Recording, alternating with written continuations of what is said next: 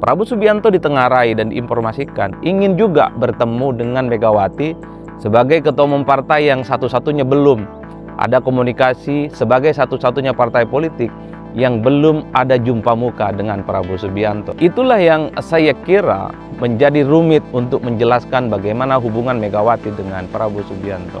Apalagi misalnya Megawati mengatakan Prabowo Subianto itu kan sangat senang jika dihidangkan nasi goreng.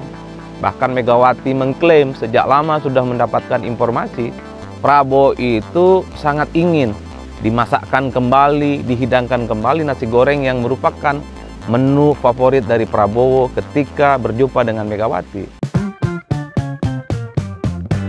Saya kira salah satu poin penting dari pidato politik yang disampaikan oleh Megawati Soekarnoputri dalam hari ulang tahun PDIP yang ke-52 adalah terkait hubungan Megawati dengan Prabowo Subianto. Kata Megawati, mungkin banyak orang, banyak pihak yang menduga bahwa Megawati dan Prabowo Subianto itu musuhan dan tidak baik-baik saja. Itu dibantah oleh Megawati. Megawati menyatakan bahwa dengan Prabowo Subianto baik-baik saja. Tapi saat ini Megawati itu sedang ingin dipahami sebagai ketua umum partai, di mana begitu banyak kader-kader PDIP tidak jadi atau tidak terpilih dalam kompetisi pemilu ataupun pilkada, tapi melalui proses yang menurut Megawati dan menurut PDIP tentu saja melalui proses-proses politik yang tidak adil. Itu yang sepertinya membuat bagaimana hubungan Megawati dengan Prabowo Subianto agak rumit, merasa kawan, merasa dekat, tapi untuk melakukan pertemuan rasa-rasanya agak sulit untuk dilakukan hari ini. Apalagi misalnya Megawati mengatakan Prabowo Subianto itu kan sangat senang jika dihidangkan nasi goreng. Bahkan Megawati mengklaim sejak lama sudah mendapatkan informasi Prabowo itu sangat ingin dimasakkan kembali, dihidangkan kembali nasi goreng yang merupakan menu favorit dari Prabowo ketika berjumpa dengan Megawati.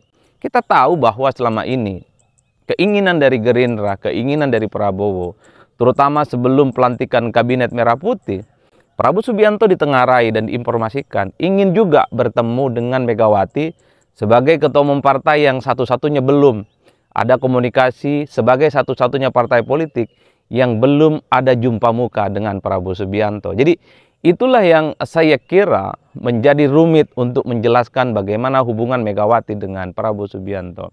Banyak pihak yang menduga rumitnya hubungan Megawati dengan Prabowo Subianto itu tidak terlepas dari posisi Jokowi yang hari ini masih cukup mesra, cukup lengket dan menjadi bagian dari kekuasaan politiknya Prabowo. Inilah yang kita sebutkan bahwa hubungan Prabowo Subianto, Megawati dan Jokowi ini bagaikan hubungan segitiga yang sangat rumit. Satu sisi misalnya Prabowo Subianto harus menjaga hubungan komunikasi politik kepada begitu banyak pihak, khususnya kepada Jokowi. Tapi pada saat yang bersamaan, Prabowo Subianto perlu juga membangun keseimbangan, terutama kepada partai politik, yaitu PDIP yang kalah Pilpres. Tapi sampai hari ini, pertemuan dengan Prabowo Subianto dengan Megawati Soekarnoputri itu tidak kunjung terjadi. Inilah peliknya. Satu sisi Megawati merasa tidak punya permusuhan secara politik dengan Prabowo Subianto, tapi kalau untuk berkomunikasi, kalau untuk bertemu secara langsung, rasa-rasanya masih rumit, serumit-rumitnya. Oleh karena itu, kalau saya membaca kecenderungan rata-rata secara umum, mungkin faktor psikologis yang kemudian membuat kenapa Megawati tidak bisa bertemu dengan Prabowo Subianto atau belum bisa berkomunikasi dengan Prabowo sampai hari ini secara langsung tentu saja, itu karena faktor Jokowi. Sepanjang hubungan Jokowi dengan Prabowo Subianto itu baik-baik saja, sepertinya sulit bagi PDIP, sepertinya sulit bagi Megawati Soekarnoputri untuk jumpa muka, jumpa pikiran dengan Prabowo Subianto, dengan Megawati, dua tokoh yang belum pernah bertemu sejak Prabowo dilantik sebagai presiden. Mungkin ketika bulan madu antara Prabowo Subianto dengan Jokowi berakhir, hubungan keduanya tidak lagi mesra. Disitulah kemudian ada semacam kesempatan dan pintu masuk Megawati dan Prabowo Subianto itu bisa bertemu satu dengan yang lainnya. Meski Megawati membocorkan informasi, jikapun ada keinginan bertemu dengan Prabowo, jika ada pesan-pesan politik yang ingin disampaikan oleh Megawati dan PDIP, Megawati mengklaim sudah begitu banyak mengutus orang untuk berjumpa dengan Prabowo, menyampaikan apa korelasi positif yang kemudian bisa disinkronkan antara PDIP dengan Gerindra. Kan itu terbukti ketika ada isu politik yang cukup luar biasa, tiba-tiba misalnya Puan Maharani bertemu dengan Prabowo Subianto. Puan Maharani juga bertemu dengan elit-elit Partai Gerindra. Dan bahkan ketika ada semacam audisi calon-calon menteri, ada Pramono Anung saat itu mendatangi kediaman Prabowo Subianto. Itulah yang sepertinya menjadi penegas. Sekalipun Megawati dengan Prabowo itu tidak pernah bertemu secara langsung, tapi orang-orangnya Megawati secara definitif sudah melakukan kontak-kontak politik yang bisa mensinergikan kepentingan politik PDIP dengan Gerindra. Di situ ada Pramono Anung, di situ juga ada Puan, yang kemudian hilir mudik seringkali disebut sebagai penjembatan. Bagaimana jembatan politik dan hubungan politik antara PDIP dengan Gerindra dan Prabowo Subianto secara umum. Jadi teman-teman, kita semua kalau mau jujur sebenarnya, sampai hari ini, sekalipun ada kesan bahwa PDIP itu berada di luar kekuasaan politik, Megawati belum bisa ditemui oleh Prabowo Subianto. Tapi saya melihat bahwa PDIP dengan Prabowo Subianto, bahwa Megawati dengan Prabowo Subianto, hubungan politiknya baik-baik saja. Contoh yang paling nyata, tidak ada upaya-upaya untuk melakukan revisi Undang-Undang MD3. Jadi dalam Undang-Undang MD3 itu kan disebutkan bahwa partai pemenang pileg, dia otomatis posisinya menjadi Ketua DPR Republik Indonesia. Kita tahu bahwa posisi Ketua DPR sampai hari ini tetap aman, dijabat oleh Puan Maharani yang merupakan anak ideologis dari PDIP. Begitupun kita juga tahu posisi Ketua Banggar, posisi sangat sentral terkait dengan anggaran di Republik Indonesia, juga ditempati oleh kader terbaik PDIP, namanya Said Abdullah.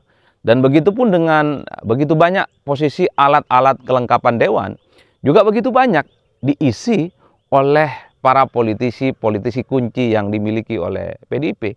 Itu kan menjadi penegas bahwa sebenarnya sekalipun PDIP tidak secara aklamatif menyatakan resmi dukungan politiknya kepada Prabowo Subianto, tapi sudah ada deal politik yang tidak bisa dibantah yang menegaskan Megawati dan Prabowo Subianto, PDIP dengan Gerindra, hubungannya itu baik-baik saja. Itu ketika posisi penting di DPR, Undang-Undang MD3 itu tidak lagi diutak-atik. Coba Anda bisa bayangkan, kalau Prabowo Subianto menganggap PDIP itu adalah musuh politik, rival politik, bukan tidak mungkin Undang-Undang MD3 itu akan direvisi seperti yang terjadi dalam 2014 yang lalu, di mana saat itu PDIP sebagai partai pemenang pileg, tapi Undang-Undang MD3-nya direvisi karena mayoritas DPR dikuasai oleh pendukung Prabowo dan Ketua DPR tidak diberikan kepada Puan Maharani, dan yang jadi Ketua DPR saat itu adalah Golkar, Setia Novanto.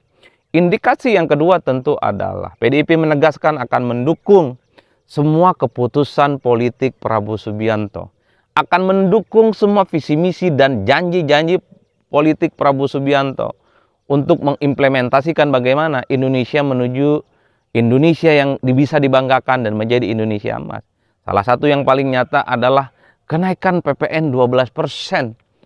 Salah satu partai politik yang pasang badan, tegak lurus dan menyatakan dukungan politik secara total terkait dengan naiknya pajak 12% itu adalah PDIP. Jadi PDIP dalam banyak hal, sekalipun belum resmi menyatakan bergabung dengan Prabowo Subianto, tapi kebijakan politik Prabowo, semua keinginan Prabowo itu sudah didukung total oleh PDIP. Jadi dalam konteks itulah, sekalipun belum ada pertemuan secara langsung antara Prabowo Subianto dengan Megawati, tapi bahwa secara implementasi politik, PDIP, Prabowo Subianto, Gerindra, kemudian Megawati, per hari ini sebenarnya sudah terjadi koalisi politik yang secara praktiknya itu tidak bisa dibantah satu sama yang lain. Oleh karena itu, pertemuan menurut saya Megawati dengan Prabowo Subianto ini akan terjadi jika Prabowo tak lagi mesra dengan Jokowi. Tapi sebaliknya, kalau Jokowi masih kemudian tidak bisa lagi hubungan politiknya mesra dengan Prabowo Subianto, ya disitulah sepertinya ada kesempatan bagaimana Megawati dengan Prabowo Subianto itu bisa bertemu dengan satu yang lain. Jadi wajar kalau kemudian publik mengatakan soal pertemuan Megawati dengan Prabowo Subianto ini soal teknis. Menunggu kapan kira-kira bulan madu antara Jokowi dengan Prabowo Subianto itu berakhir. Tapi kalau bulan madu antara Jokowi dengan Prabowo Subianto masih baik-baik saja, belum juga berakhir, rasa-rasanya sulit bagi kita semua membayangkan Megawati dan Prabowo bisa bertemu secara langsung.